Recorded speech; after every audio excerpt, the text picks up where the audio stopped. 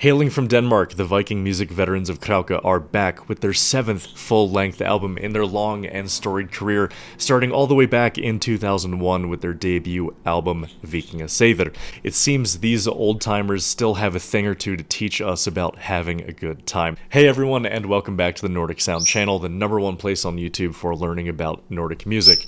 Before we get started here, just want to remind you guys to hit the subscribe button, click the like button. That like button is the only way you have to tell YouTube that my stuff is worthy of putting on people's front pages. So if you think we've got a good thing going on here, hit the like button. It's the best way to help support and grow the channel. So since my interview with Kati Raun a few weeks ago, conversation on this channel has been picking up about the before times, the generation of Viking or medieval music from before its explosion in popularity with the likes of Wardruna and Heilung. And Krauka, as it so happens, is one of those bands from the old guard. They come from a freer time of this genre, back from when there were less tropes to adhere to, and it was much more about free expression and experimentation. At least that's how it seems from a listener's perspective. It's for this reason that I think you should care about Krauka. They've been around since the 90s, playing this style of music along with Hedningarna, Garmarna, Stammen, Harold Foss, that generation, and many others. And if you're a fan of the tavern music style popularized in video games like Skyrim or Warcraft's tavern music, for instance, that music was inspired by this generation of medieval folk bands. And so Krauka, if it needs to be said, is a true old-school medieval music band, equipped with the outfits and everything. I mean, look at their hats, you know these guys have it figured out. So the reality that Krauka is still around from the before times, making music and putting out albums, is really cool since a lot of the newcomers of this genre really only came around from the current generation style of Wardruna and Heilung. And in this way, Heimkoma, their latest album, gives us all a glimpse of where this music comes from, and in some ways what I think what we've lost to the tropes and standardization in recent years. So right out the gate, what should stand out to most of us is the use of a rhythm section alongside medieval instruments, like the drum kit and the electric bass, especially holding down the songs in the same way that you would expect in like a rock or a pop format. And this is what I'm talking about.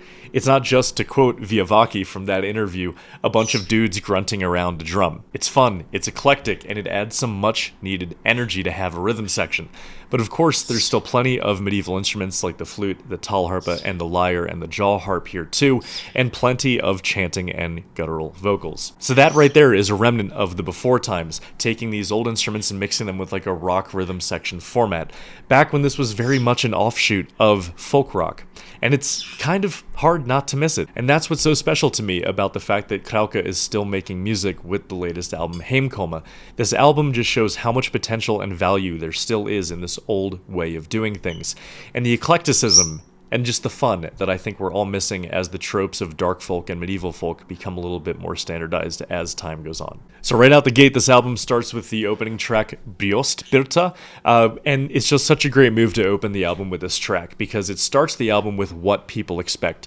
Talharpa has that drumming, raw, guttural sound. The talharpa opens up before the bass and the drum kit kick in to play a groovy backup to the incredibly charismatic singer, opening the album in the upper range of his voice. And for many of you, this might be like Uncanny Valley. You can hear some very familiar things with the talharpa and the jaw harp and the flute lines, but the drum kit and the bass, electric bass, might be throwing you. That old school way of doing things carries throughout the whole DNA of this album and Krauka's sound. It's just a great opening track that throws you for a loop right out the gate, and I just love the tasteful use of jaw harp as well towards the end of this track. Number 2, Stor og Styrker takes the subversion of expectations with the opening track and really leans into the groovy roots rock influence here. It opens again with that style of chant you expect from Viking music before the bass and drums come back around, kick in with this infectious beat that the singer does guttural vocals over for the verse. So again, mixing what you'd expect with that old school way of doing things. So with the third track, Mensunger, the rhythm section continues to hold the fort as the jaw harp and the cello come around for an Eastern flavor. The singer goes back into his upper range for an upbeat verse, and the image painted by this track is just so evocative of Eastern music in a really cool way, I think. Especially when the cittern or the mandola, whatever that plucked string instrument, comes around towards the end to start playing along with the melody. So track number 4, Alkot, is the chant tune played with a funky bass line and beat. A true dance tune that you can picture a whole bunch of the after-hours Viking market or reenactors getting hammered to and just letting loose. This is the tune where I think the vocalist in particular really flexes his muscles, and I also adore the flute solo. Then we eventually find ourselves on the title track halfway through the album with Heimkoma. Right out the gate, a cool bass line, more reminiscent of a rock tune, opens it up, but the cello plays this eerie homophonic melody along with the vocalist's enchanting baritone voice.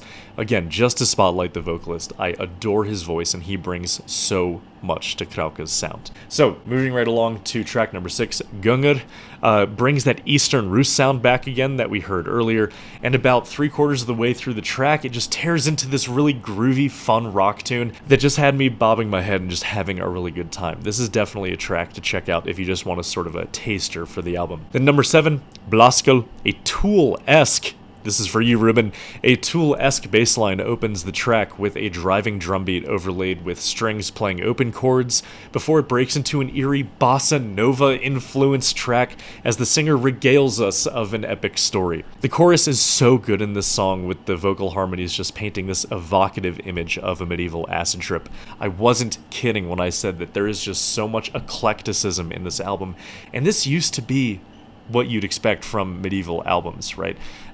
Maybe not to overstate it, but it's definitely, you don't find enough of that anymore, if I can just sound like an old man shouting at the clouds. So with Angantir, track number 8, the toggle harpa is back to open up the track once more in a really cool meter accompanied by the flute, once again before the drums and the bass come in full force to hold down yet another awesome groove. The bass and flute accompany each other so well in this track, and you can tell they're just having a really good time playing off of each other. I also love those breakdown hits between the bass, drum, and the flute. A really fun tune altogether. Number 9, on the home stretch here, we have Vargar, a really cool bass intro here that shows how important the versatility of this bassist is to the overall sound of Krauka, sort of filling the shoes of both a guitarist, that's not there, at least as far as I can hear, but also having to play the role of a bass. So, Vargar gives us more of what we've come to love throughout this album already: killer bass lines, groovy drums, and killer acoustic instrument lines between the flute and the tall harpa. The spotlight of this track is the cool vocal harmonies that take up the middle chunk of the tune,